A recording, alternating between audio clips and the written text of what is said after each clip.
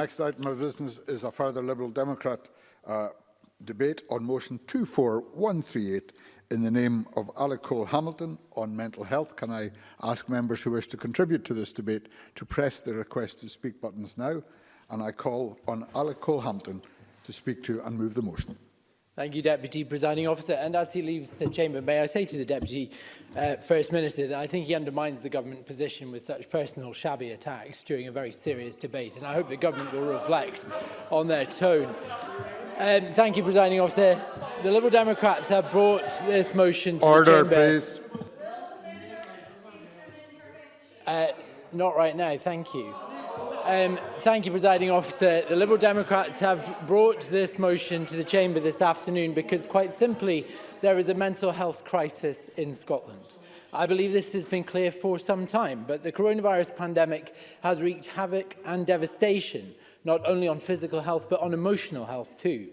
Societal bereavement, cabin fever, anxiety around personal prosperity have all taken their toll, but isolation is one of the worst contributing factors to poor mental health, and our communities have had that in spades. The 19th century French novelist Balzac said, "Solitude is fine, but you need somebody there to tell you that it's fine." 15 months ago, when the Liberal Democrats led a debate on the mental health crisis, the statistics were shocking and the stories stark.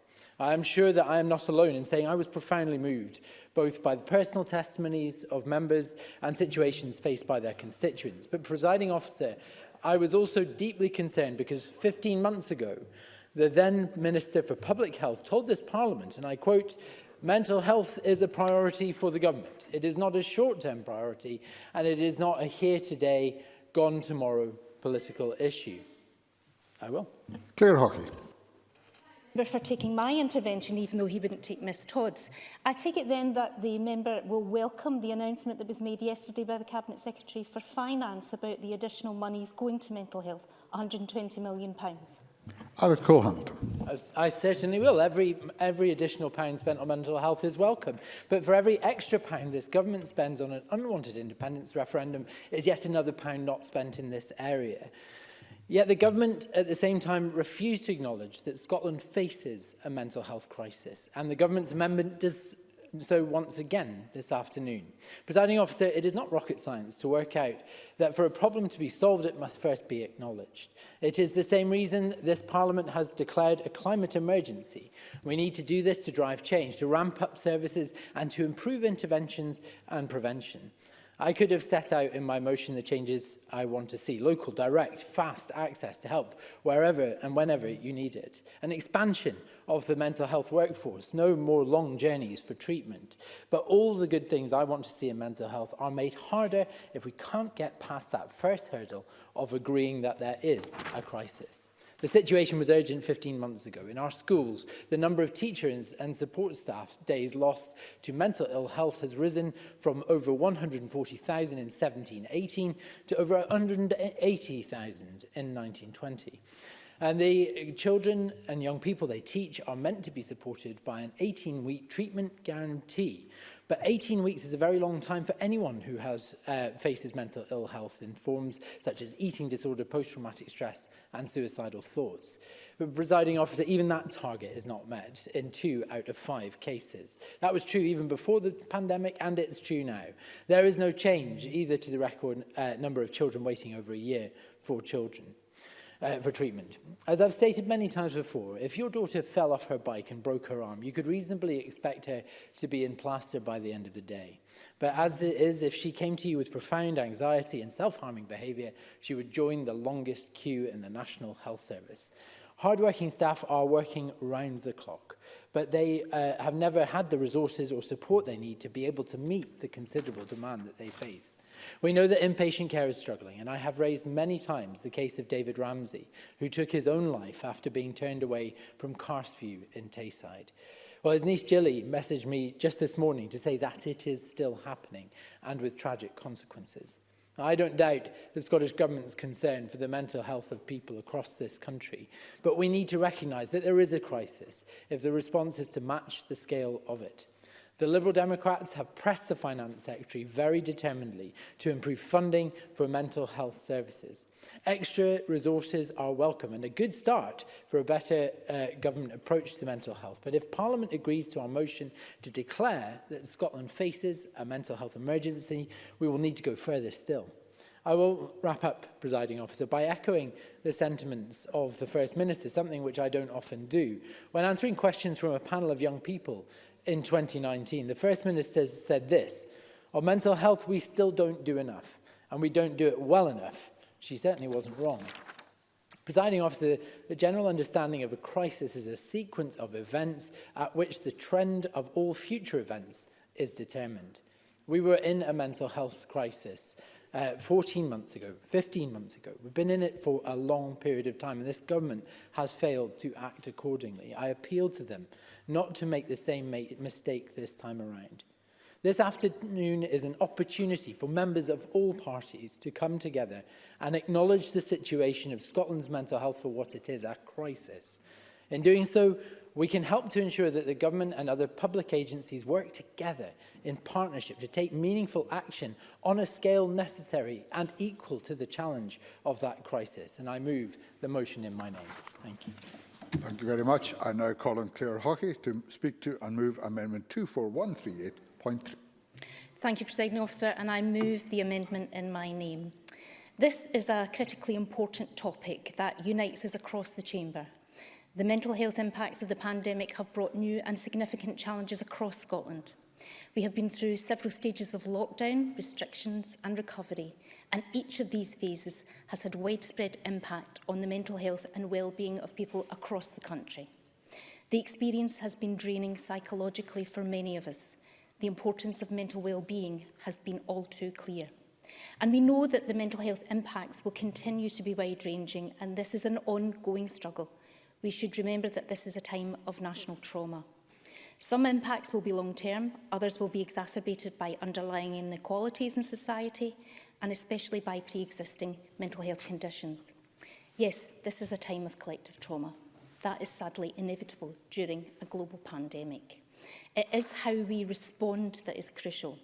And so I have lodged an amendment to the motion today to focus on that proactive and comprehensive response, rather than simply describing the issues. Mental health is and will continue to be an absolute priority for this government. Ahead of this debate, I reviewed the original motion from 2019, and as amended, it references parity of esteem, the ability of services to respond to increased demand, the creation of new supports, and the dedication of staff who work tirelessly every day to help those in need. All of these things remain paramount to our COVID response. And I would hope that yesterday's budget announcement by the Cabinet Secretary for Finance should leave nobody in any doubt of the priority we place on mental health and of our commitment to providing the right help in the right place at the right time. The £120 million that we announced for our Mental Health Recovery and Renewal Fund is the single largest investment in mental health in the history of devolution. This is in addition to the £142.1 million that we had already allocated to mental health in the 2021-22 budget. And that total of £262.1 million for mental health in the coming financial year means that we have more than doubled the mental health budget for 2021-22 compared with 2020. Yes. Jamie Gray. I thank the Minister. I'm not speaking in this debate, but I do have a question. Is that money is welcome and we can have argy-bargy over its source, but what I do want to know is that the money gets to the right place. Will the third sector and those charitable organisations on the ground at grassroots levels be seeing any of that cash, and will a plan be presented as to where it's going? Minister. Certainly we value the work of the third sector. We work very closely with them. We engage with them at a government and at a ministerial level. And if the member acquaints himself with the transition and recovery plan, he'll see exactly where we're going to go with mental health services across the piece, right from challenging stigma, right through to our specialist inpatient services. Presiding Officer, that takes our total spend on mental health in 2021-22 to in excess of £1.2 billion.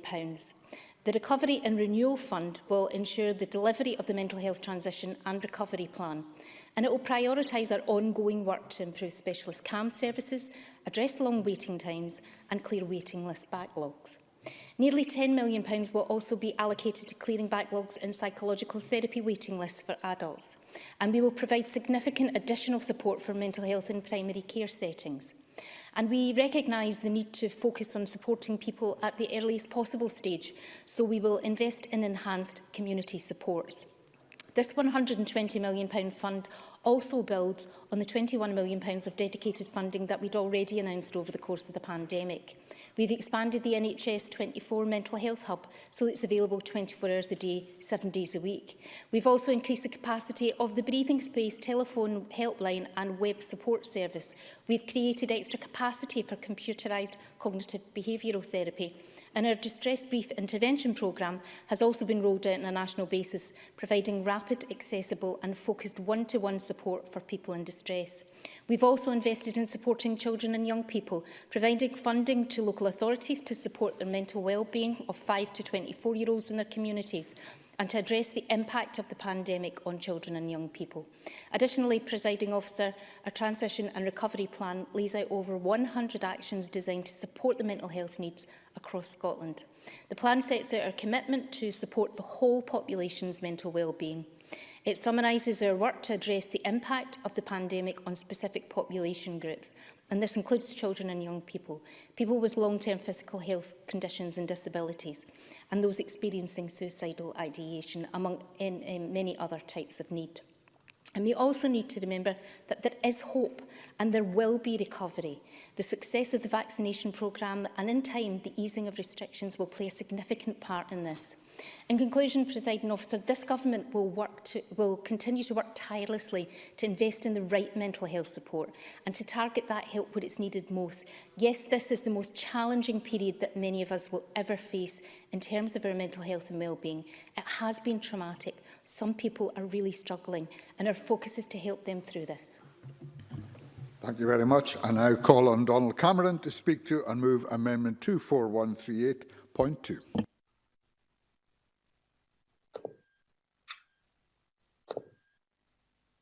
Thank you, Deputy Presiding Officer. Can I begin by moving that amendment in my name?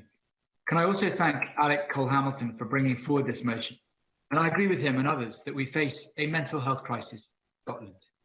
We faced this crisis before the pandemic, with exceptionally long waiting lists for mental health support and therapy and chronic workforce pressures.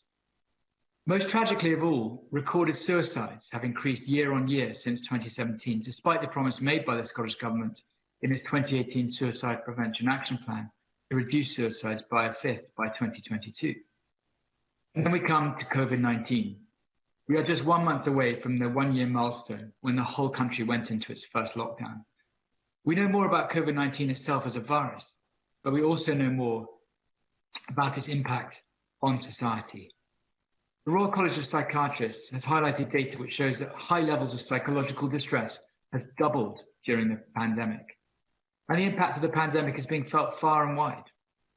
Inclusion Scotland have stated that throughout the periods of lockdown, it uncovered a mental health emergency for disabled people in Scotland, who told us in no uncertain terms that they were being pushed to the brink. COVID-19 has tested everyone, but there are many people for whom it has just been too much to cope with. While there is light on the horizon, with vaccines being rolled out, with cases and infections falling, and the prospect of a slow return to some normality, we know that this event will have lasting effects on many in our society.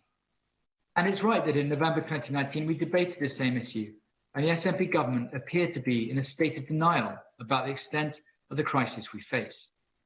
Fast forward to today, and the crisis has become exacerbated, with waiting lists stretched and people waiting months for treatment. And it is completely unacceptable for the SNP to blame the UK government for this, as they do in their amendment today, in an attempt to shift the blame for where we now are. This crisis has been long in the making, and this government have been in power for 14 years. It is their responsibility and theirs alone. The fact is that this government has completely taken its eye off the ball, and we can see how that has impacted mental health services across Scotland. Inclusion Scotland have highlighted that for the quarter ending September 2020, just 60% of children and young people were seen within 18 weeks, as opposed to the 90% that should have been seen as per government targets. 6 in 10 when it should be 9 in 10. And according to the latest CAMS data, Almost 1,000 children and young people have waited over a year to begin vital treatment. And of the near 23,600 patients waiting for mental health treatment in September 2020, about 3,800, have been waiting over a year. All of these figures paint a picture of vulnerable people waiting to receive vital treatment and services unable to cope with the demand. That's not surprising, given that there have been warnings about workforce pressures for many years. The Royal College of Psychiatrists said that nearly 1 in 10 consultant psychiatry posts were vacant in their last census in 2019, which was an increase of nearly a third year on year. And there's a 1 in 6 consultant vacancy rate in CAMHS.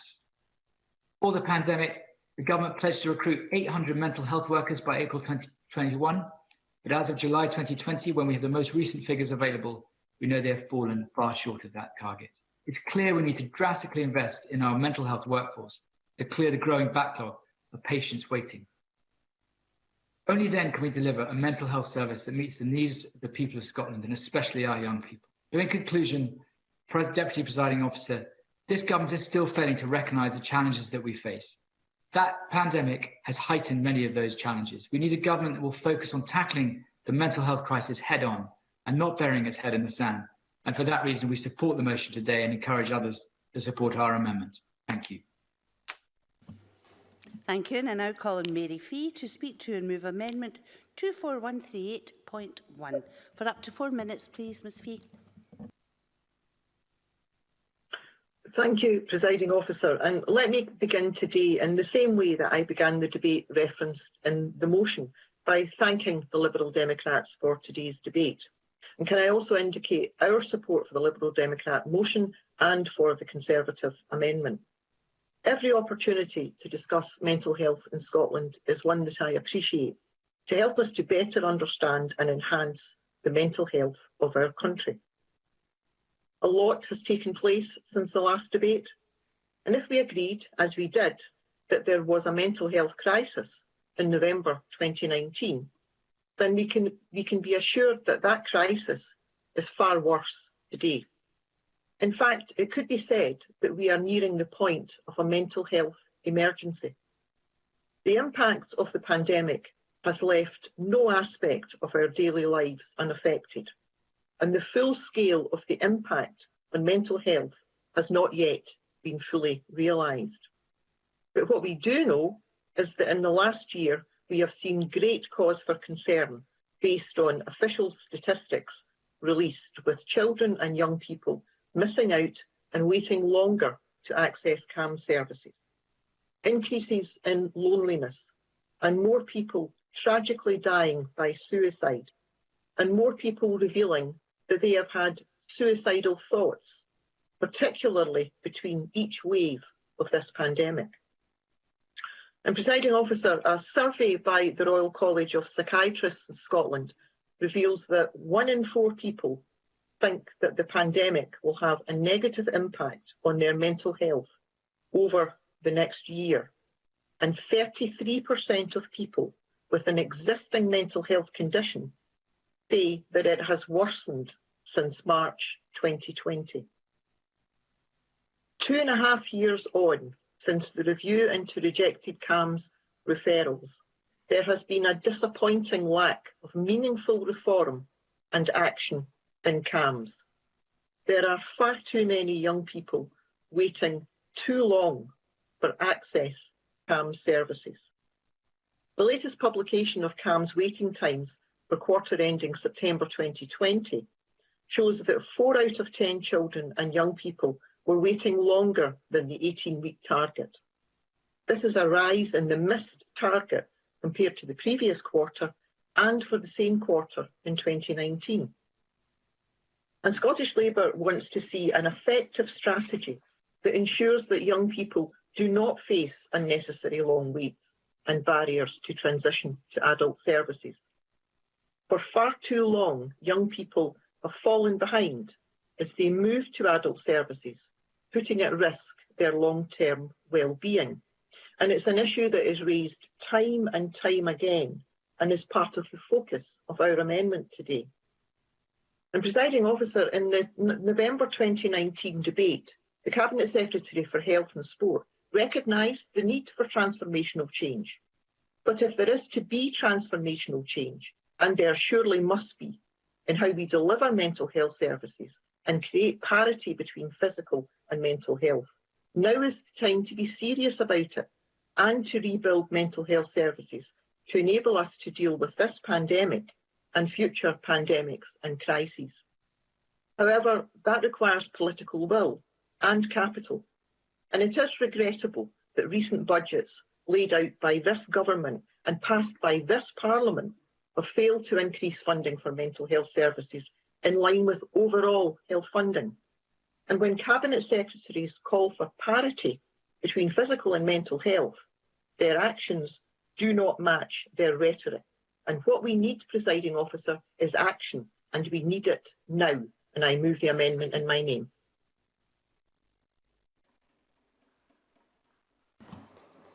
Thank you. And I now call Alison Johnson, please, for up to 4 minutes. Thank you, Deputy Presiding Officer. My thoughts are with all of those who are affected by mental ill health and suicide. And I would like to extend my sincere thanks to those who are working so hard in frontline services to help people experiencing mental distress. And I too thank the Lib Dems for bringing this debate to the Chamber this afternoon. It's fair to say that we all acknowledge that mental health of all ages and stages of people across Scotland has been impacted by the pandemic. It's been a particularly distressing time for young people who've been, who've shared that risk from isolation and loneliness while separated from their peers during lockdown. And a survey conducted by Young Minds last summer found that 80% of respondents agreed that the coronavirus pandemic had made their mental health worse. And meanwhile, it's become even more difficult for them to access mental health support as COVID-19 led to a 55% reduction in referrals to CAMHS. We know, however, that mental health provision for young people prior to the pandemic was poor, as rejected referrals to CAMHS meant that too many were being left too long without treatment. We must urgently improve CAMHS provision by delivering the resources and workforce it needs, but also ensure that our young people are supported in the community while they're waiting for a referral. Local GP surgeries, of course, play an important role in addressing the current mental health crisis. They'll be on the front line in any surge in mental health cases, as they're often our first port of call when we're unwell. The number of mental health clinicians working in local surgeries must be bolstered to cope with this demand and ensure patients can access mental health support when they need it. And all too often, GPs are faced with either referring patients to specialist mental health support, knowing that a long waiting list or rejected referral awaits them, or leaving them with no support at all. Community links workers can help to direct patients to support in the community, but they're often hampered by a lack of awareness of what provision is available and precarious funding for voluntary and community organisations. So the government must undertake a mapping exercise so we know what level of community resources are available and so that we can address any gaps in provision. SAMH are calling for an expanded network of psychological wellbeing supports based within the third and voluntary sector, which can be accessed quickly through self-referral, community-based triage or GP referral, and I would urge the Minister to give this serious consideration. The financial impact of COVID has also affected mental health. In the debate referenced in Alex Cole-Hamilton's motion, I spoke about the impact of UK welfare reform on mental health, and the Minister is right to refer to this in her motion. The pandemic has highlighted the link between financial instability and poor mental health. The Mental Health Foundation says that groups affected by socio-economic inequalities have been more likely to experience anxiety, panic, hopelessness, loneliness, and to report not coping well with the stress of the pandemic. Low income, unmanageable debt, unemployment, poor housing conditions, and other socio-economic factors all contribute to high suicide rates. We know that living in poverty takes a terrible toll on mental and physical well-being, and a preventative approach must address the link between mental health, inequality and poverty. If we fail to tackle the root causes of poor mental health, the challenge faced by mental health services will be insurmountable. We must recognise too that not everyone's been affected equally by the pandemic. We need to improve our understanding of how ethnic minority people have been affected by COVID in Scotland if we are to avoid further worsening of existing health, including mental health inequalities, and address the disproportionate impact of COVID on our Black and minority ethnic communities. We need to future-proof our services and ensure that long-term workforce planning is taking place. Mental health services were overburdened and understaffed before the pandemic. We were debating waiting times and rejected referrals in this chamber long before we'd heard of COVID-19. But we must act now to ensure our mental health services can continue to support us now and for generations to come. Thank you. Thank you, and we'll now move to the open speeches. We're already over time, so please be very tight with them. 4-minute speeches. Stuart McMillan, followed by Edward Mountain. Thank you very much, Presiding Officer. Presiding Officer, I'm pleased to speak in this debate, and notwithstanding some of the challenges and the criticisms that have been made by some MSPs today, there are also some positive actions that have taken place. And just like the Royal College of Psychiatrists in Scotland, it's important to recognise what's been done. In 2017, the new 10-year mental health strategy was published, and crucially, this is aimed at creating parity between physical and also mental health.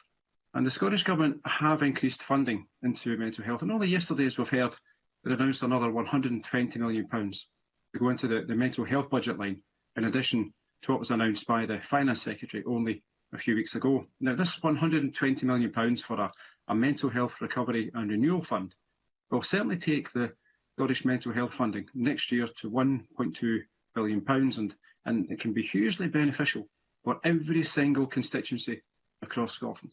And no government has ever invested this amount of resource into mental health before.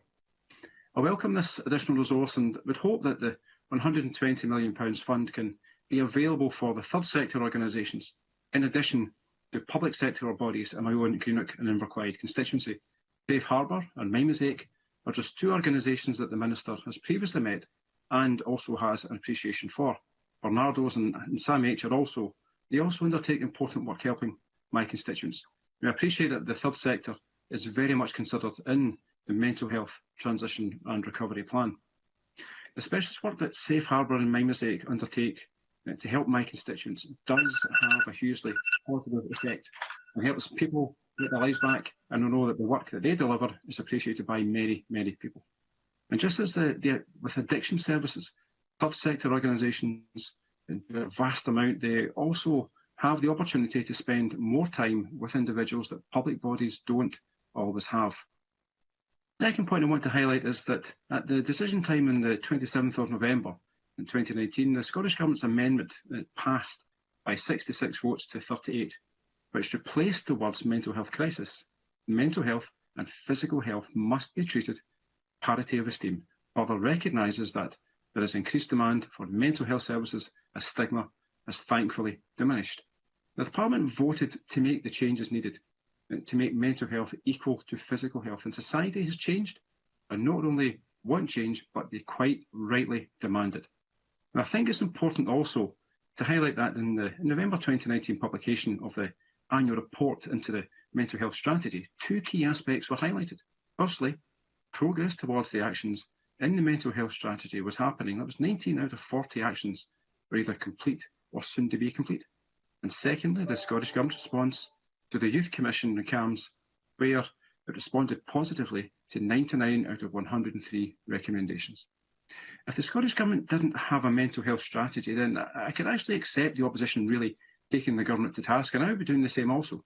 However, the strategy was prepared, published, it's been rolled out, and it will prove to be beneficial for many people in our country. So also, I just want to finish on one point, and that's to commend Amy Shearer of the Greenock Telegraph. Amy was the genesis, she's a reporter, she was the genesis behind the recent Time to Talk Day, which the newspaper ran in print and also online, and the purpose was simple. It was to help break the stigma of mental health. Amy's story of bullying in school was awful, but one which I thank her for actually having the bravery to talk about. Members can check the Telegraph Twitter feed for the short videos that were also posted. The fact that Amy did this tells a story that there is still a vast amount of work to do. With societal change and political change, I believe that we can take leaps in helping deal with the mental health problems many people in our constituencies actually have, in dealing with the stigma Still needs to be addressed, but that is happening bit by bit. Thank you very much. Edward Mountain, please, followed by Pauline McNeill. Thank you, Presiding Officer. The COVID-19 pandemic has brought many challenges to the world, and in some cases shone a light on the existing issues, such as mental health, an issue that's prevalent in Scotland. Rises in loneliness, anxiety, depression or suicidal feelings are common. Our mental health has never been more challenged as it is now, and frankly our systems are struggling to cope. The facts speak for themselves. 1 in 5 children referred to specialist mental health services are being turned away. A quarter of those referred for psychological therapies wait at least 4 months to be seen. Deaths by suicide have risen over the last 2 years. And I suspect that is just the tip of the iceberg. In NHS Highland, our mental health professionals are doing everything they can to help those in need, but they're not being helped by this SNP government or their own health board. In the past 4 years, mental health provision has been downgraded. New Craig's Hospital in Inverness has seen a reduction in beds and staff, and it hasn't either been immune from the devastating impact of staff bullying, which has taken its toll on our mental health professionals too. New Craig's now just have 2 recovery teams, can only hope to help people when they reach a crisis. And for some, that comes too late. And help needs to come far sooner than that. More lives will be lost if we continue with a mental health system that only helps when people hit the breaking point. At a time when Highlanders need more and more help from these services, the government is giving them less and less. Consequences of years of underfunding and under-resourcing our mental health teams is stark. In Caithness and Sutherland, we've now reached a situation where there is an increased reliance on the police to be the first line of defence in the community to help those who are struggling with suicidal thoughts. While officers will see it as their duty to step in and help, not their primary job, and they're not trained to do this either. Our young officers are being exposed to incredible stresses, some of them of which they are unable to cope with. Presiding Officer, we have a mental health crisis in the Highlands, and our mental health system is clearly not fit for purpose. It is a broken model, and it needs to be changed urgently. Firstly, we need to see mental health professionals embedded in our GP practices. Secondly, we need to see greater collaboration between NHS Highland and mental health charities and support groups. The likes of James's support group and Mikey's Line, charities who do so much to help Highlanders impacted by mental health issues, and they must be part of the solution going forward. More needs to be done to help raise a public awareness of what support is available. How many people who need support know where and how to access it? This process must be made easier. We need to introduce effective online portals for mental health support so that people can be signposted to an appropriate service and help groups within their area. This information should be handed over the first time a patient presents themselves to their GP. And finally, as lockdown restrictions are relaxed, we need to see a return to in-person sessions. The reassuring physical presence of a therapist or members of a support group is vital to improving mental health. Video calls will always be a poor substitute. Presiding Officer, the Highlands needs a Scottish Government that is fully focused on improving mental health services. The one we've had for the last 14 years has not done that. It really is time for a government that can to do so. Thank you. Pauline McNeill, followed by Emma Harper. I've recently taken a strong interest in young people's mental health services, and I spoke last time about what I thought the system needed to do to change, to adapt. To be honest, I do think some changes to the system should be considered. I'm a relative newcomer to this debate, but these are my observations. And I spoke last time about my constituent's poor experience in Glasgow after a suicide attempt, taking several complaints to get her in the right place. And 6 months on, she's still not got access to a consultant psychiatrist, which she so desperately needs. Waiting times are a major feature of the system that need to be addressed. And another constituent who I contacted today to find out how she was doing said that she gets contacted almost regularly to find out if she still wants to see a consultant psychiatrist. And she said, well, nothing has changed. I wholeheartedly welcome the additional funding for mental health, but I would plead that this debate cannot simply be about the funding. We need to scrutinise the waiting times, the availability of the right kinds of treatment, diversity of treatment and pathways for the right support. We know that there can be permanent damage done to individuals if we fail to get the right treatment. As has been suggested by Sam H in previous times that CAMS should be extended to those aged up to 25, and I have always agreed with that. We should be planning for that now. The jump for young people to simply leave the children's service at 18, when that is the most important period in their life up to age 24-25, seems to me to be a major design feature that needs to be brought about urgently. So, but we already know that we had long waiting lists with 1,000 young people waiting on the CAMS register, and 20% of those applications are rejected for reasons I don't fully understand. I agree with Mary Fee and others that we are in the middle of a mental health crisis as young people look at different stages in their life and are suffering in different ways. And lockdown is not just tough on young people in terms of learning from home, but is affecting their social development. I asked my 12-year-old niece Maya what question I should ask the First Minister in her statement yesterday. And she said, I'd like you to ask her why I can't see my friends. And it's probably what most children would say in this pandemic. And we already know that the crisis was brewing before we got here. So it's quite clear the Scottish Government's latest wellbeing statistics show that prior to the pandemic, 38% of young people reported that they had very poor mental health.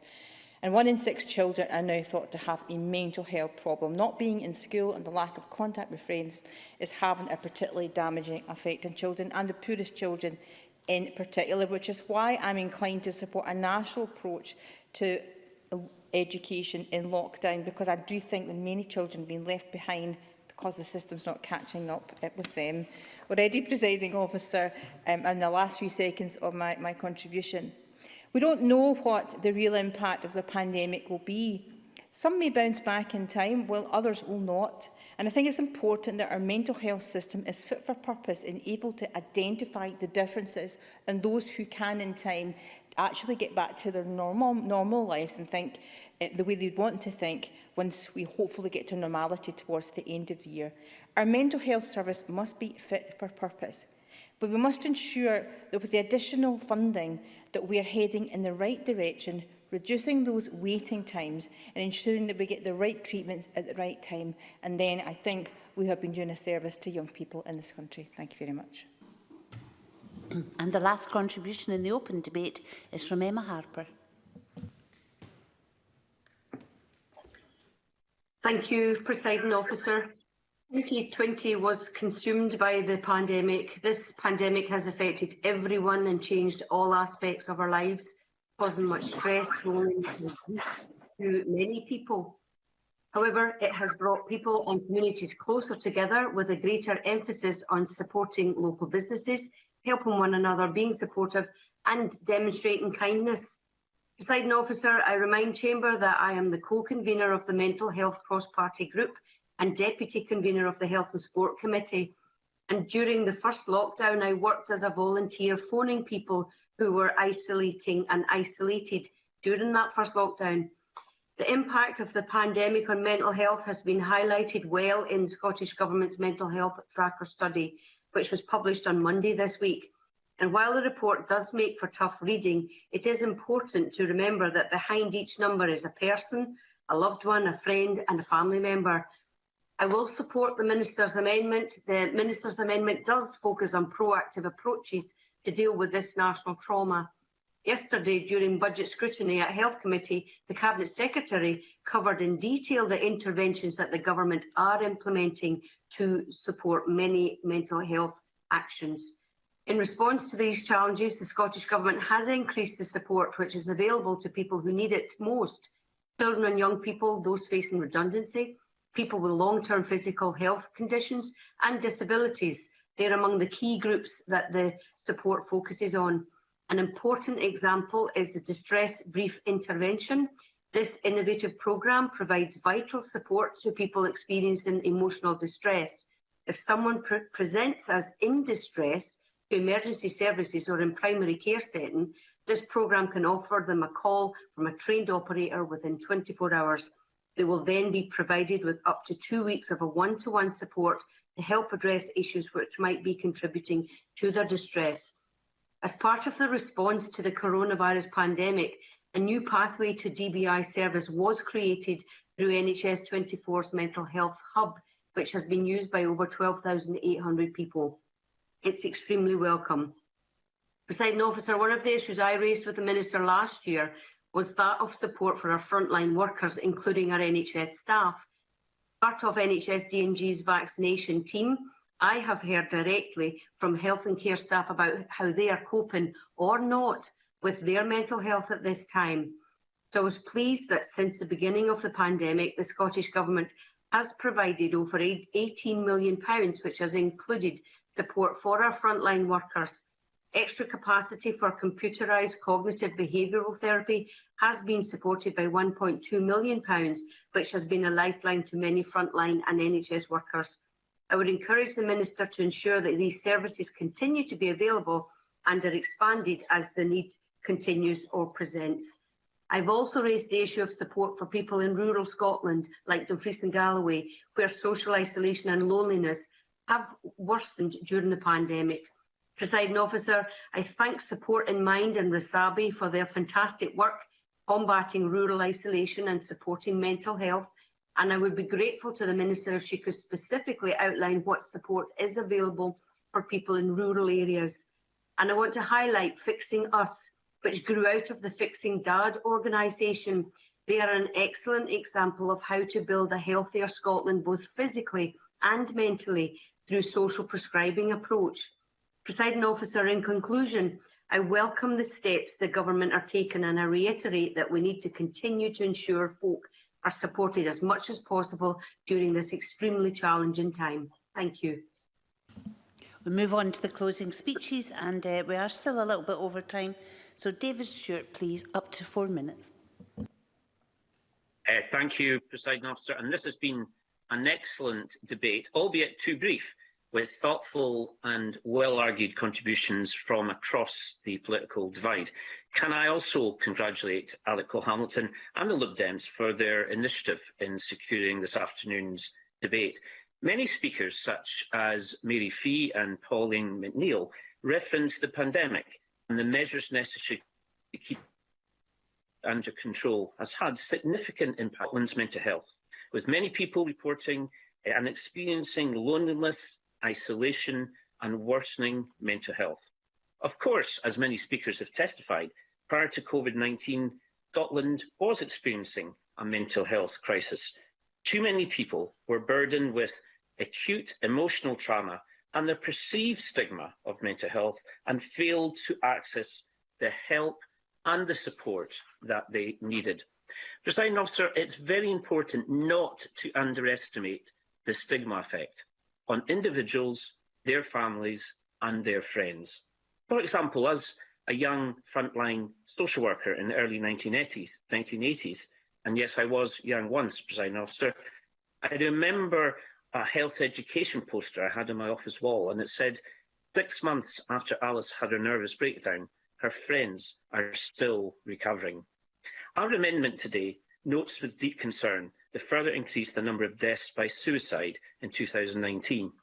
And if you reference the ISD report of 2016, it suggested that the suicide rate appears to be higher in Scotland than England and Wales. Suicides were 3 times more likely in those from the most deprived than those in the least deprived areas. 3/4 of the deaths were men and nearly 50% were under 54.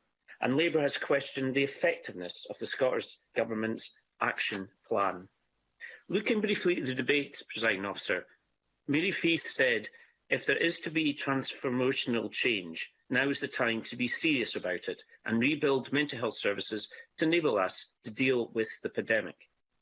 And Alec Cole-Hamilton, in a passionate speech, said about mental health that the stats were shocking. He was deeply concerned, and what we need is local direction with an expansion of mental health workforce. But currently those with mental health issues are facing the longest queue in the NHS. The Minister spoke about the new and significant challenge is across Scotland, and that now is a time of national trauma. And Donald Cameron Alison Johnston made similar points about facing a mental health crisis and the concerns about recorded suicides going up. So in conclusion, Mr. Officers, I know time is tight. I agree with Inclusion Scotland that COVID has pushed people to the brink, particularly those with disabilities and pre-existing mental health issues. So those with a disability who are digitally excluded face a double whammy of disadvantage. Now, as the battle against COVID-19 seems to be succeeding, which of course is good news, we face conflict on a new front, a mental health epidemic. The curse of loneliness, isolation and despair, mixed with the ever-present stigma of asking to seek help, is a crucial dilemma. As Michelle Obama said, at the root of this dilemma is the way we view mental health in this country. Whether an illness affects your heart, your leg or your brain, it's still an illness, and there should be no distinction. Thank you, Presiding Officer. Thank you. We now move to Brian Whittle for up to 4 minutes, please. Thank you, Presiding Officer, and I welcome the opportunity to close this debate on behalf of the Scottish Conservatives, and I'm grateful to the Liberal Democrats for allocating some of their time to this crucial topic, and I wish we had all afternoon to discuss this. Donald Cameron opened his contribution by pointing out that there was a mental health crisis in Scotland long before the COVID pandemic, with unacceptable long waiting times for mental health treatments, as well as there being a chronic workforce pressure. So this debate is not anything new and has been rehearsed in this chamber many times. And of course, the COVID pandemic has exacerbated the crisis hugely. I listened to a child and adolescent psychiatrist claiming that the number of young people seeking help with their mental health has skyrocketed. It was Dr. Omar Magahabi reports saying young people who have presented to A&E having taken overdoses, who have cut themselves severely. Some have changed their patterns of eating so severely that they have lost a lot of weight, and medical colleagues are treating them to save their lives. He says the closure of schools, the lack of contact with friends and stopping all sports activities is having a particularly damaging effect on children. He went on to say that one can only say the major factors across it all is the pandemic. That lack of activity, the lack of schooling, the lack of opportunities for these young people, and probably the deterioration of well-being of their parents not being able to cope. I thought that last phrase he used there regarding that deterioration of well-being of parents as a contributory factor to a child's state of mental health is a real powerful one we have to consider. Also in Dr. Omar's considerations, we see the lack of physical activity as a significant contribution to poor mental health. For me, it highlights the two sides of this crisis that must be tackled. That is, timely interventions for those caught in the state of poor mental health, and of course, how we prevent people falling into poor mental health in the first place, how we ensure that people have a coping mechanism. That is why music and sport and art and drama are so important as that conduit into social interaction. Opportunity to participate has been eroded over the years, especially in less affluent areas, again exacerbated by the COVID lockdown. And I do not apologise for once again highlighting the need for us to focus on prevention.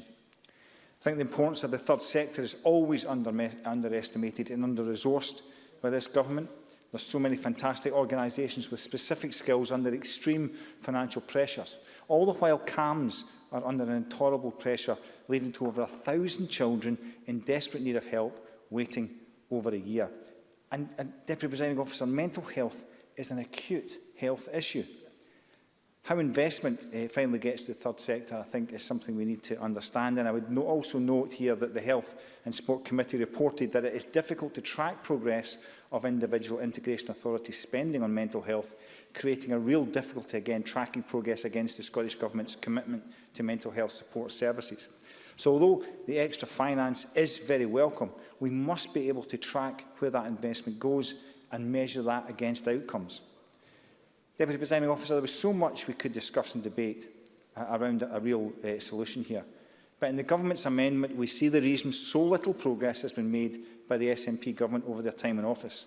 Instead of accepting there is a mental health crisis and tackling it head-on, they instead try to shift blame yet again onto the UK Government. And to them, that's the job done.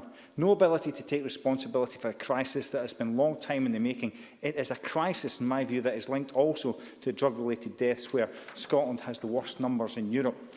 That, presiding officer, is what happens when the SNP do not have their eye on the ball and all their focus is elsewhere. Presiding officer, as we hopefully emerge from the COVID crisis, mental health services will be ever more crucial. Nothing I have heard from the SNP benches tell me they have a plan that will be able to tackle this enormity of this crisis. Presiding officer. I now call Claire Hawkey for up to 4 minutes, please, Minister. Thank you, Presiding Officer, and I want to thank members across the Chamber for their input today. This debate is especially timely given our announcement yesterday of an additional £120 million of funding for our Mental Health Recovery and Renewal Fund. And the mental health of Scotland's population remains a top priority for this Government. The impact of COVID on the whole population is wide-ranging, and our understanding of the impact will evolve as the pandemic progresses. We already know that the pandemic has exacerbated underlying inequalities, particularly for those with pre-existing mental illness. The Mental Health Transition and Recovery Plan and the investments I outlined in my opening speech give a sense of the Government's priorities, and we're entirely focused on meeting the substantial challenges to mental health and well-being of the pandemic, both for those with pre-existing mental illness and for those who are experiencing mental health problems for the first time. We must act now. We must ensure that appropriate, timely and effective support is available to all who need it. And in particular, we must ensure that the best possible mental health care and support is in place for Scotland's children and young people, for Scotland's future generations. As members know, the actions set out in our Transition and Recovery Plan summarise the range of our response to COVID-19, and we know that there will be impacts in terms of inequalities, employability, relationships, on people with pre-existing mental health conditions and people who need specialist help. And our Recovery and Renewal Fund will ensure the delivery of this plan.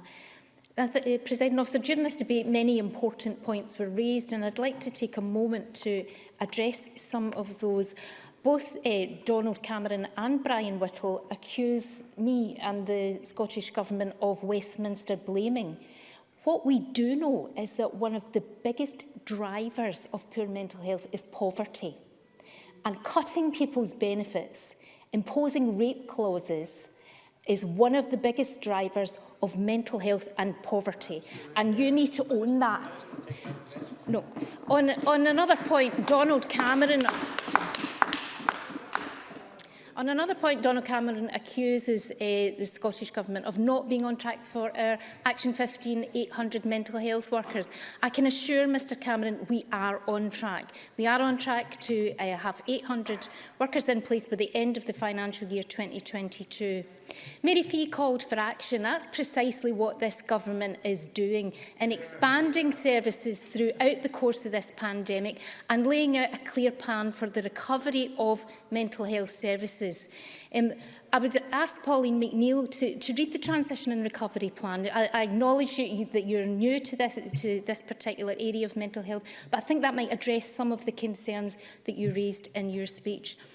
And Alison Johnson referenced several types of mental health need, including in employment, economic instability, a disproportionate impact on various groups of people. And the Transition and Recovery Plan covers those needs, laying out a response to the mental health impacts on a wide range of groups. Over the course of the last year, Presiding Officer, mental health has been talked about more than it ever has. We continue to check in on our family, our loved ones, our colleagues as much as possible, and we have learned that self-care is key, as well as continuing to access specialist support for those that need it. There are no positives from what we've all been through over the last year, but COVID-19 has shone a light on mental health, and this Government is rising to the challenge of ensuring that the right help is available in the right place at the right time for those who need it. I now call on Liam MacArthur to close the debate for up to 5 minutes, please. Thanks, Deputy Presiding Officer. And as others have acknowledged, I think this has been a very worthwhile debate with valuable contributions across the chamber. Alex Cole-Hamilton reminded us at the start of the debate that the motion before us asks only that Parliament accept a simple but important fact. There is a mental health crisis in Scotland. Those involved in the sector, and I pay tribute to each and every one of them, they recognise it. Those in need of support, whose numbers grow by the hour, they certainly recognise it.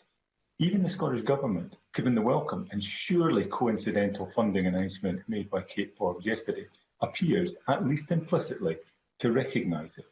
So why can't ministers bring themselves to acknowledge the crisis for what it is?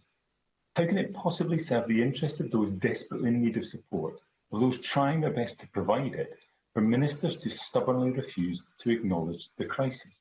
And for what reason is the government so determined to avoid acknowledging this crisis that it seeks to airbrush it out of today's motion, as it did when Parliament debated a similar motion 15 months ago? In that debate, we heard painful testimony from MSPs across the chamber of the experiences endured by their constituents, and we've heard the same again today. Alex Cole-Hamilton talked of the effects of isolation. Donald Cameron and David Stewart drew attention to the rising rates of suicide. Mary Fee rightly warned that as bad as things have got in recent months, we are far from seeing the worst of it. Alison Johnson and Pauline McNeill focused on the particular stresses in relation to CAMS.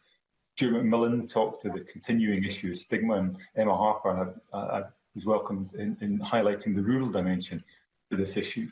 But the crisis in mental health predates the pandemic. In March last year, children's mental health waiting times reached record highs. Some adults were waiting 2 years for treatment. Indeed, the government's own waiting times target hasn't been met since it was introduced in 2014.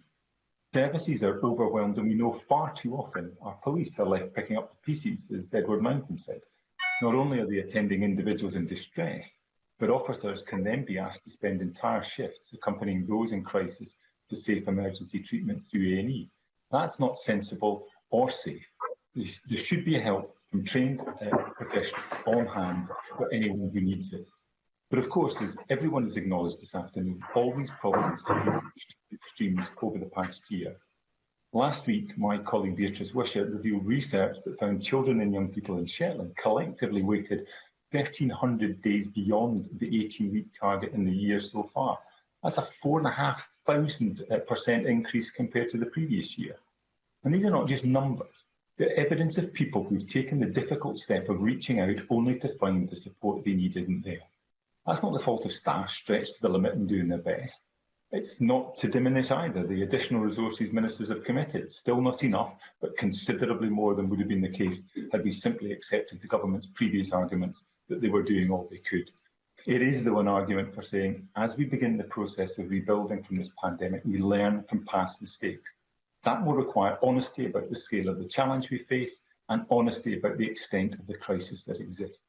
Claire Hockey argued earlier that there's nothing to be gained by describing what is happening in mental health as a crisis. Why then has the Scottish Government accepted that we face a crisis in climate and in nature?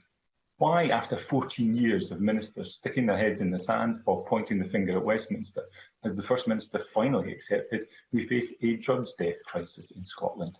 Presiding Officer, in the same way, we now need the Scottish Government to accept the evidence and acknowledge we face a mental health crisis.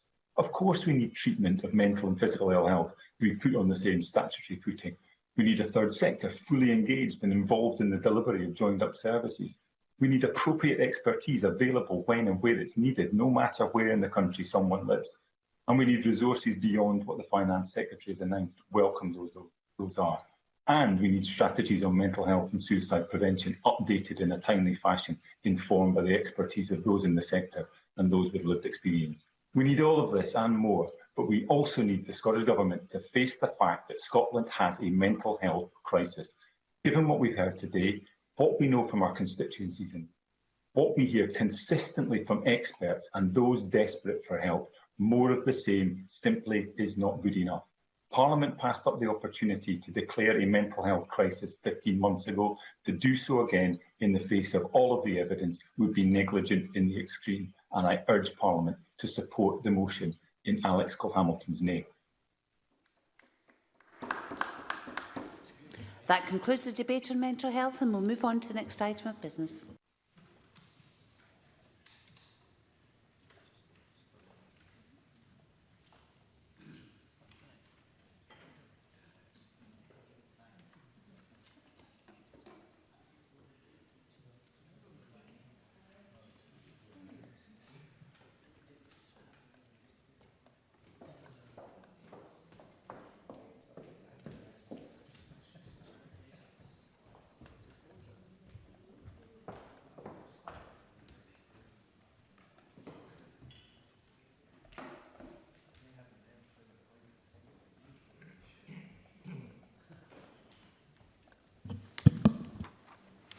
Thank you very much, colleagues.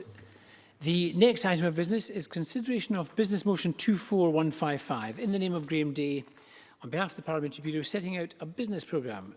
Could I call on Graham Day to move this motion? Move, Presiding Officer. Thank you very much. No member has indicated they wish to speak on the motion. The question, therefore, is that motion 24155 be agreed. Are we all agreed? Yes. We are agreed, thank you. The next item is consideration of business motions 24156 to 24159 on the Stage 2 timetable for 4 bills. Could I call on Graham Day and Beth Bureau to move these motions? Move, Presiding Officer. Thank you very much. And again, no members indicated they wish to speak on the motions. The question is that motions 24156 to 24159 be agreed. Are we agreed? Yes. Thank you very much.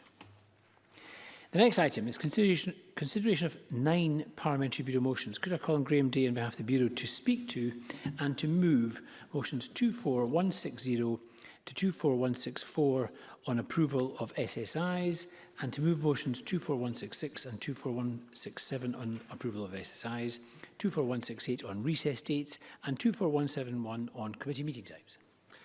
I move all of those, Presiding Officer, and I'll speak to 3 of those as I'm required to do under the COVID protocol.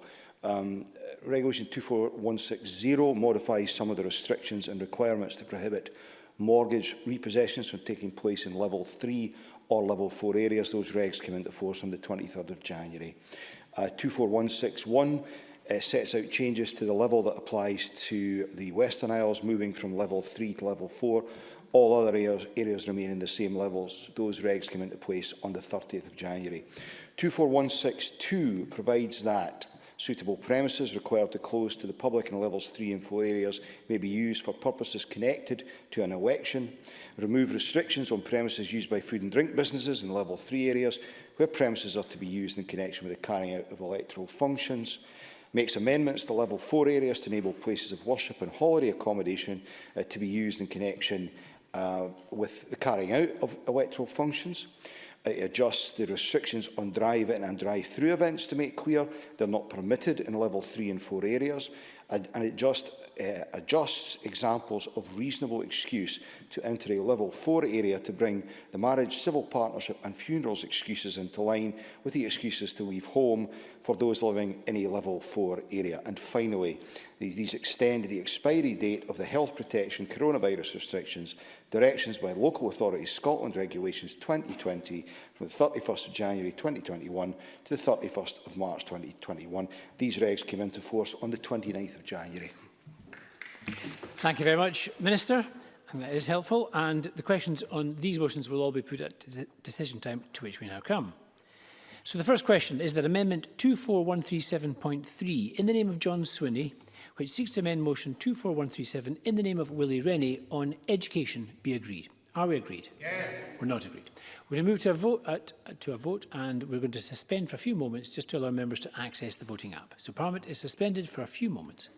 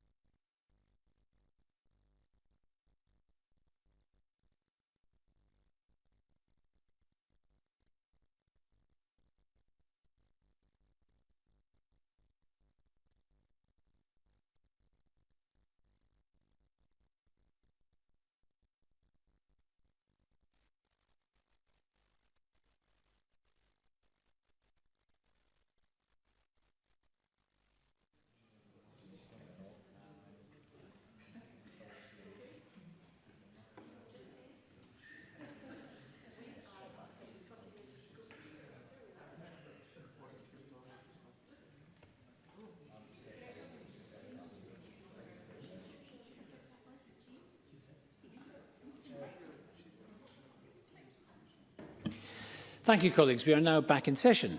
So we are going to go straight to the vote. The question is that Amendment 24137.3 in the name of John Swinney, which seeks to amend motion 24137 in the name of Willie Rennie on education, be agreed. This is a 1-minute division and members may vote now. A 1-minute division on Mr Swinney's amendment.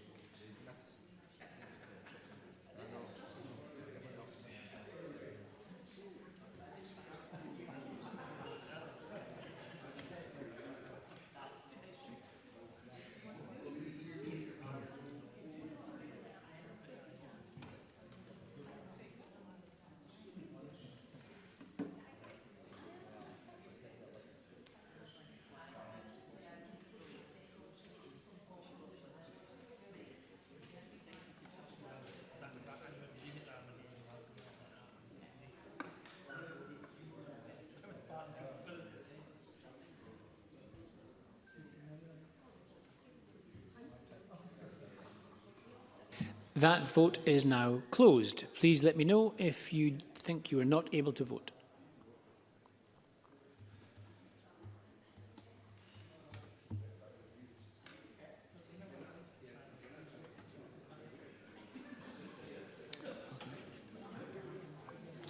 Can I call Margaret Mitchell to make a point of order? Margaret Mitchell. Thank you, Presiding Officer. I wasn't able to vote. I would have voted no. Thank you, Ms Mitchell. You would have voted no. I'll make sure that's added to our voting lists. Thank you.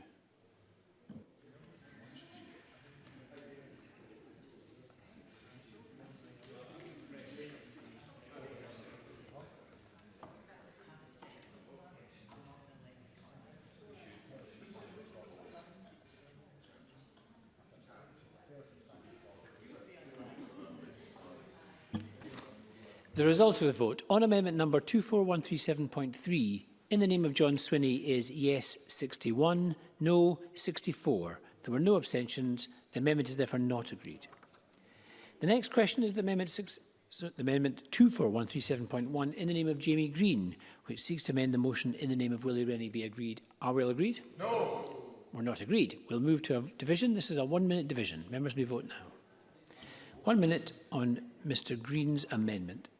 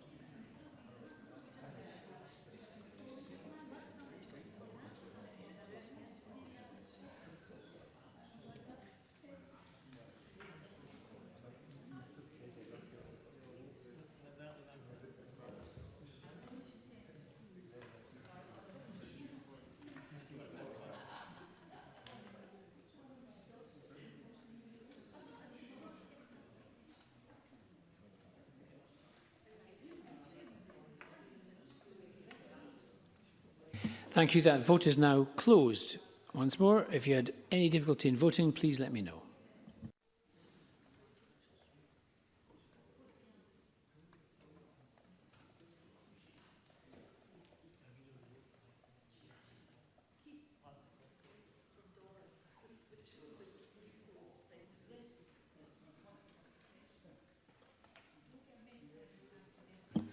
The result of the vote on amendment number 24137.1 in the name of Jamie Green is yes 64, no 60. There was one abstention. The amendment is therefore agreed.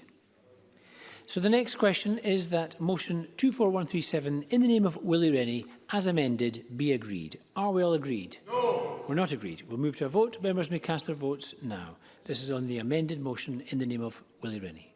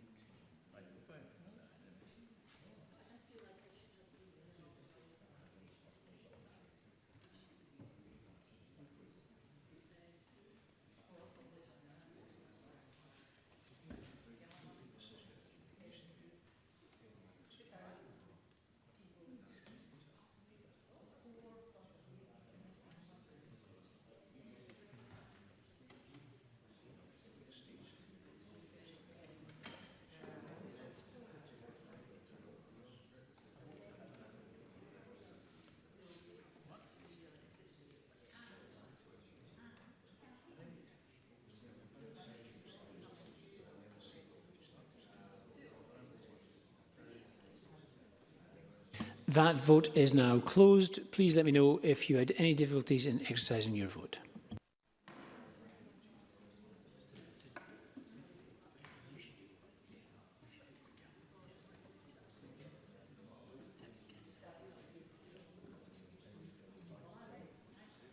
Could I call Mike Rumbles to make a point of order? Mike Rumbles. Yes, Presiding Officer. My voting app has frozen, even this very nice mild weather, and I couldn't vote. So I'm for the motion. I'm sorry, just keep the noise down a second. I didn't quite hear the end of that. Mr. Rumbles, can you indicate that you would have voted yes? Is that right? Yes. Thank you, Mr. Rumbles. I will add your vote as a yes to the amended motion. Thank you. And can I call Alec Neil to make a point of order? Alex Neil. Presiding Officer, I couldn't hear the result of the amendments, previous amendments, so if you tell me them, I can tell you how I'm voting on the substantive motion. I know that Mr. Green's amendment went through, but did Mr. Swinney's amendment go through? Mr. Neil, the vote. Okay, the vote was on Mr. Rennie's amendment as Mr. Rennie's motion as amended by Jamie Green. So it was a Lib Dem motion as amended by the Conservatives. Mr. Swinney's amendment was not carried. Yeah, but what's the motion amended by Mr. Because I couldn't hear the result. So the result of the vote was that Mr. Rennie's motion was amended by Mr. Green. So it's a Liberal Democrat motion amended by the Conservatives. The SNP amendment was not carried. Well, in that case, my vote is no. Thank you, Mr. Neil.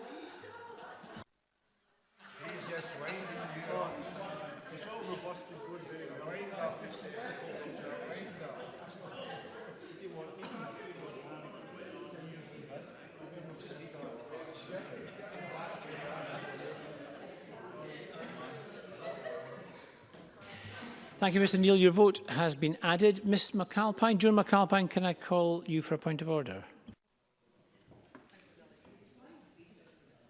Thank you, Presiding Officer. My app also froze and I would have voted no. Thank you, Ms McAlpine. Your vote will be added to the register. Thank you. Voted no.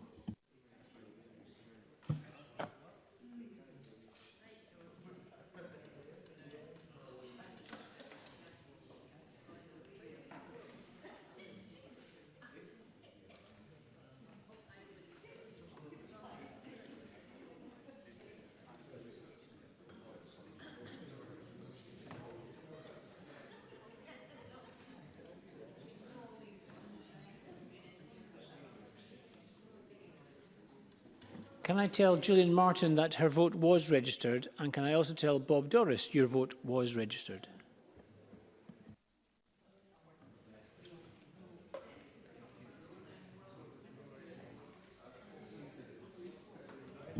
Thank you, colleagues. The result of the vote on motion 24137 in the name of Willie Rennie as amended is yes 65, no 58. There was one abstention. The motion as amended is therefore agreed. The next question is the Amendment 24.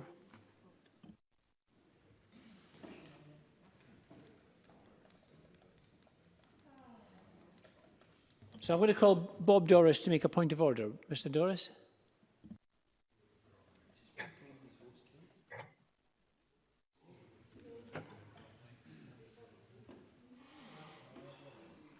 Thank you, Presiding Officer. I just wanted to inform Parliament on this point of order, whilst I did cast my vote, and I cast that vote incorrectly for yes to that amendment. I appreciate that vote now stands.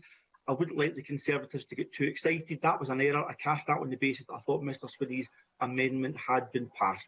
But I just thought, in case there was any dubiety in relation to that, I would put that on the record. But I see from the voting margin here, it would not have made any difference to the outcome of the vote. Thank you very much, Mr. Doris. That clarification is noted and will be noted on the official report. Thank you for that. So we're going to move to the next question, which is Amendment 24138.3 in the name of Claire Hawkey. which seeks to amend motion 24138 in the name of Alex Cole-Hamilton on mental health, be agreed. Are we all agreed? Yes. We're not agreed. We'll move to a division. This is a 1-minute division on the amendment in the name of Claire Hockey. Members can vote now. Yes, Bob Doris. Yes, Bob Doris.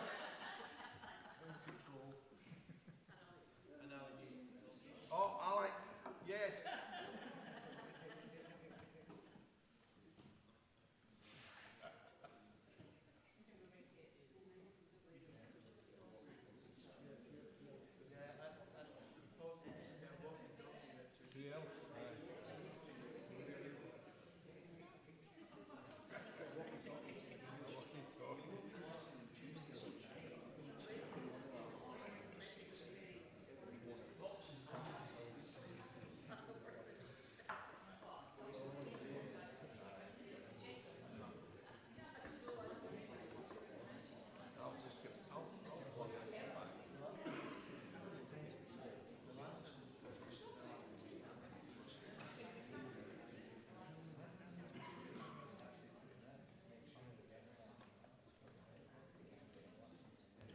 Thank you. That vote is now closed. Please let me know if you had any difficulty in voting.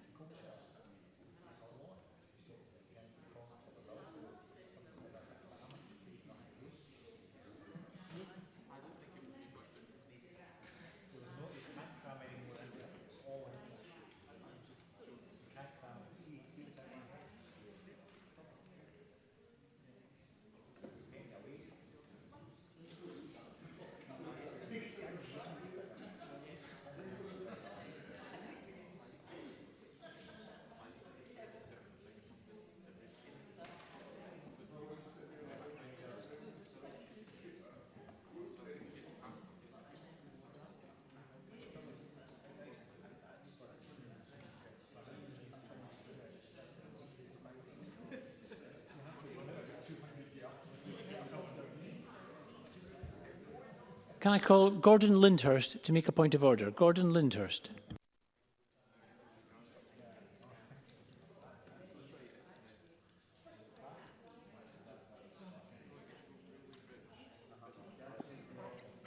Sorry, presiding officer, I don't think my vote was recorded. I'm not sure what was happening with the device, but I would have voted no if I was able to. Thank you, Mr. Lyndhurst. I'll make sure that your vote no is added and is recorded properly. Thank you.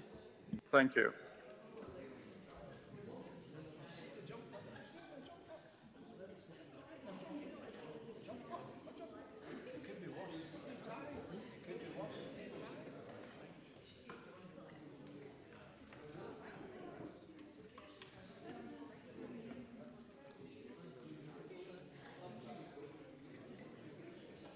Can I call Alec Neil to make a point of order? Alec Neil.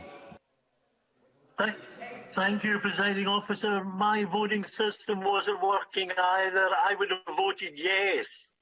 Thank you, Mr. Neil. You would have voted yes. I'll make sure that vote is recorded for you. Thank you. Thank you.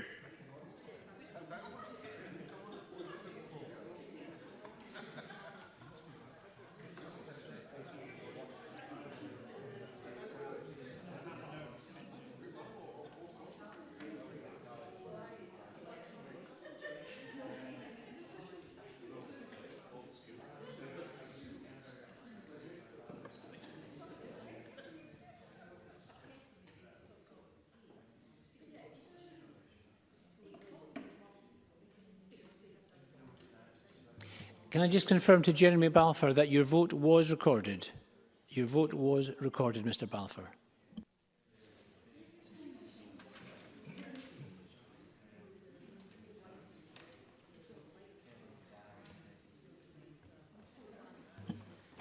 Thank you, colleagues. The result of the vote on amendment number 24138.3 in the name of Claire Hockey is yes 60, no 64. There were no abstentions and the amendment is therefore not agreed. The next question is that Amendment 24138.2 in the name of Donald Cameron, which seeks to amend the motion in the name of Alex Cole-Hamilton, be agreed. Are we agreed? No. We're not agreed. We'll move to division. Members may cast their votes now. This is a 1-minute vote on the amendment in the name of Donald Cameron.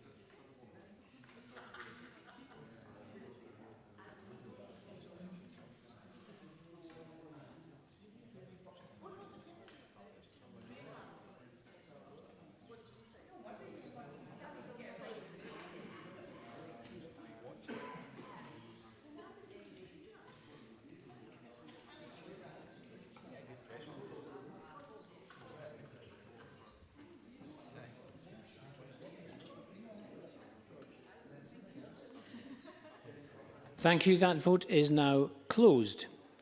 Again, please let me know if you were not able to vote.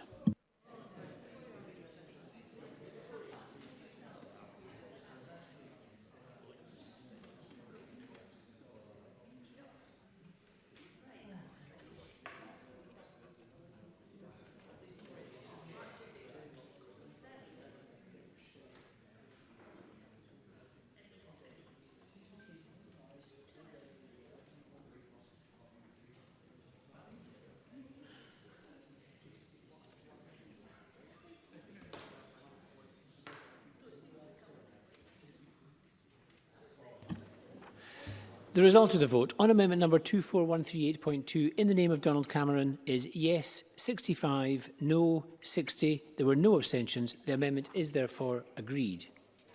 So the next question is that amendment 24138.1 in the name of Mary Fee, which seeks to amend the motion in the name of Alex Cole-Hamilton on mental health, be agreed. Are we all agreed? No. We're not agreed. We'll move to a division. This will be a 1-minute division on Mary Fee's amendment.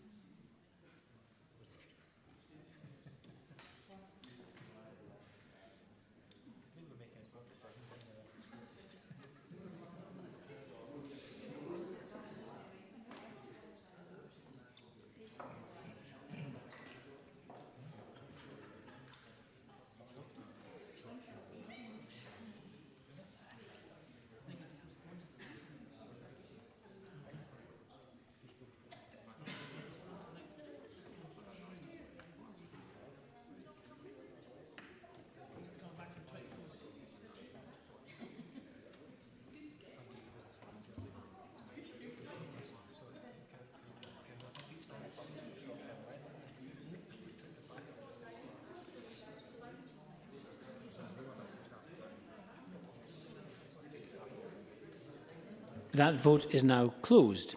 Please let me know if you were not able to vote.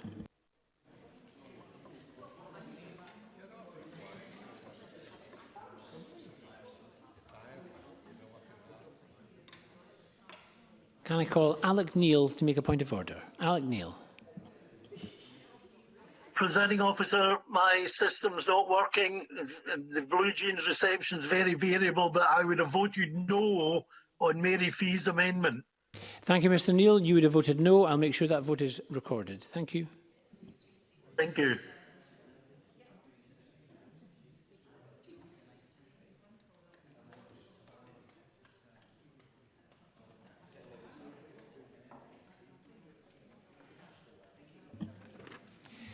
The result of the vote on amendment number 24138.1 in the name of Mary Fee is yes 65, no 60. There were no abstentions. The amendment is therefore agreed. So the next question is that motion 24138 in the name of Alex Cole-Hamilton as amended on mental health be agreed. Are we agreed? No. We're not agreed. We'll move to a vote. Again, a 1-minute division on the amended motion in the name of Alex Cole-Hamilton.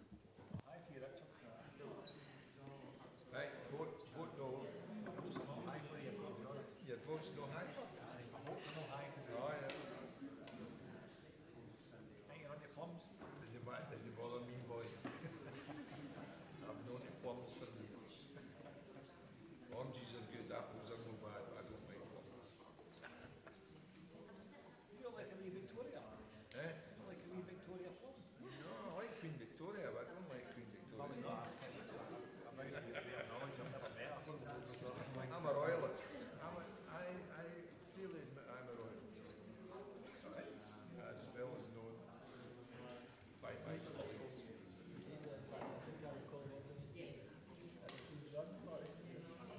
I'll go to any garden party you want to send me to.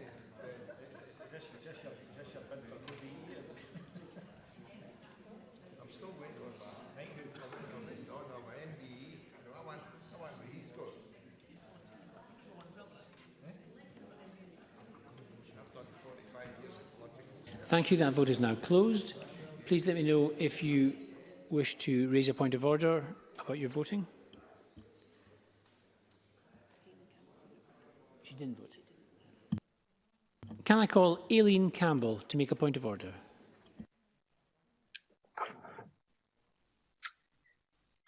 Thank you, Presiding Officer. The app didn't allow me to vote, and if I had been able to, I would have voted no. Thank you, Ms Campbell. I'll make sure that your vote no is registered. Thank you.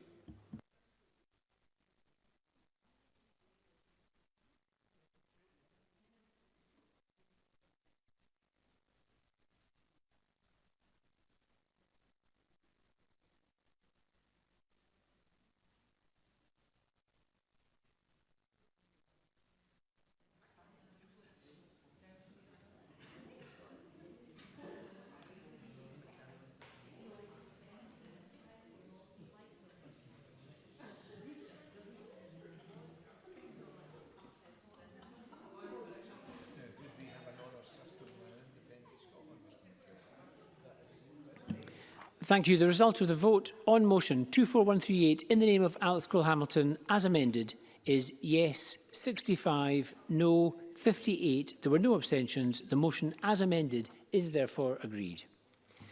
Now, I propose to ask a single question on the 9 Parliamentary Bureau motions. Does any member object? No. Thank you. The question is that motions 24160 to 24164, 24166, 24167, 24168 and 24171, all in the name of Graham Day on behalf of the Bureau, be agreed. Are we all agreed? Yes. We are agreed. Thank you very much. That concludes... Oh, point of order, Willie Rennie. Point of order. The Parliament has just supported my amended motion today. The position on the SQA, Education Scotland and the OECD report publication is clear, and the will of Parliament is clear as well. In the time since the vote, has the Government indicated to you, Presiding Officer, when it plans to respond to this vote today? Because the vote is clear. Thank you very much. Thank you very much, Mr Rennie. As Mr Rennie might imagine, the Government has not indicated between the vote and now what their intentions will be. However, the Parliament has made its views known. I'm sure the Government will respect, the Government will respond in due course to the motion expressed by Parliament. Thank you very much. And on that note, I'm going to close decision time and close this meeting of Parliament.